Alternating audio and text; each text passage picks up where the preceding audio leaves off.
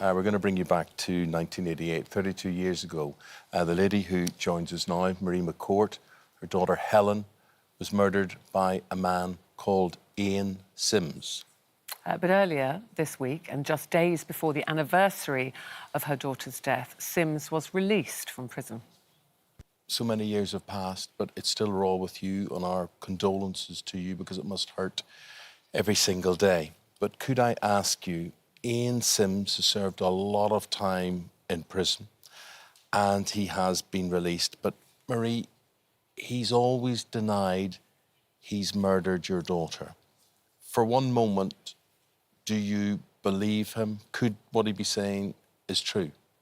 Absolutely not. Absolutely not. He is guilty, and he knows he's guilty. Why do you know he's guilty? I know he's guilty by the evidence in court where a jury without a body, it was only the third time where a jury found a person guilty of murder without there being a body, but it was also the first where DNA was also used in a murder trial without a body.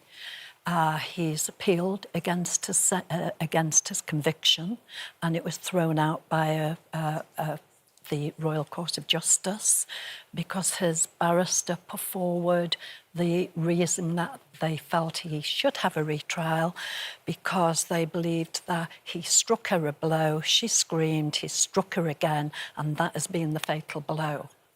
And therefore, the trial judge should not only have sent the jury out on a guilty of murder, but also on the guilty of manslaughter.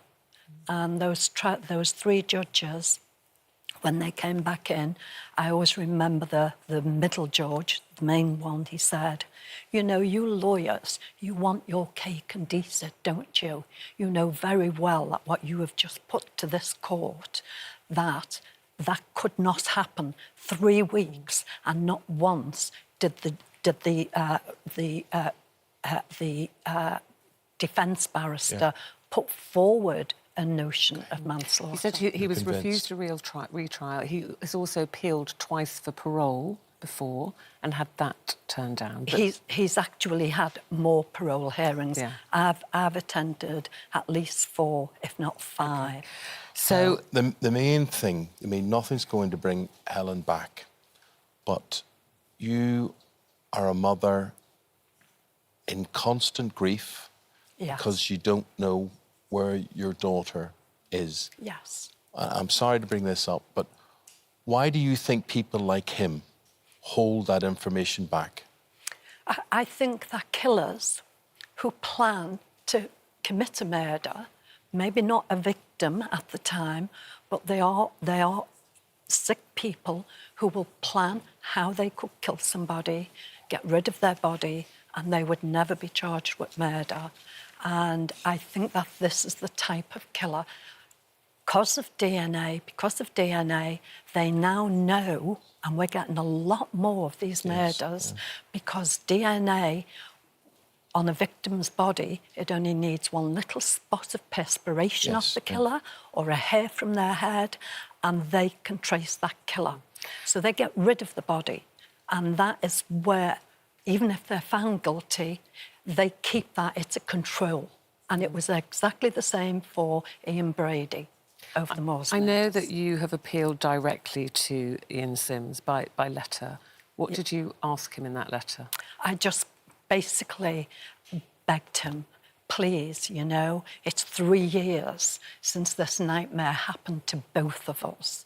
And because I thought I would bring him in in a way that I understand he's appealed to his, an appeal to him, yes. Nature. And I said, please, just let me know where we can find her remains, and you will never hear from me ever again. I will leave you to get on with your sentence. Did you get a response? Yes, I got a letter off him, and it was a very nasty letter. Really? He kept it calm at first. He really mirrored my letter to him. But then all of a sudden, it's like as if he was going to finish on that. And then all of a sudden it came to threats. You know, I read the Bible, you and your Christian family, I read the Bible. And we all do in and prison. I believe in an eye for an eye and a tooth for a tooth. And he left that third line out and put, and when I get out, I will have justice. Now, that letter has been read by every parole judge he's gone before. OK. You were campaigning for Helen's Law, so you got together with other mothers who found themselves in a similar position Yes, to I did. yourself. And you had got to the point where this had gone as a bill to Parliament. Then we Yes. had the general election. So where has that left Helen's Law now? How much more campaigning do you have to do? Do you believe, because you want this for a change in the law to deny parole to killers who don't disclose the location of their victims' bodies. So where are you at with that now? Where I am with that now is Helen's Law should have gone through by the end of October last year, and it should have been on the statute book then. But because we've had 2 elections, that's delayed and fallen. And then, of course, for over the last few years, we've had Brexit, and Brexit has occupied Parliament more than this law. However, it's now going through. I will be attending Parliament next Tuesday. I'll be up in the gallery. I will be allowed up there to hear the second reading of Helen's Law going ahead, Marie, not being disputed, going ahead. Going ahead, if this awful thing would happen to someone else. How many other people would be in your position of not knowing? I believe that there could be almost near 100 families. However, I know of we've had contact from about 40 families over the years that have been trying to get this Helen's Law. And it was only through my MP, Conor McGinn. He's been absolutely wonderful. And when we first put Helen's Law, it was going through Parliament, he applied to the justice system to find out how many from 2008 to 2015, how many murders have taken place, found guilty, with no body. And the figure came back at, what was the thing? Close to 100? No, within the 30s. All right. But that was just from 2008. From 7 years, yeah. Yes. Marie, can I ask you, going forward, and you seem very determined to get Helen's Law through, when you've suffered such trauma and grief and not knowing where your daughter is, what keeps you going? Justice. I want justice for the victims.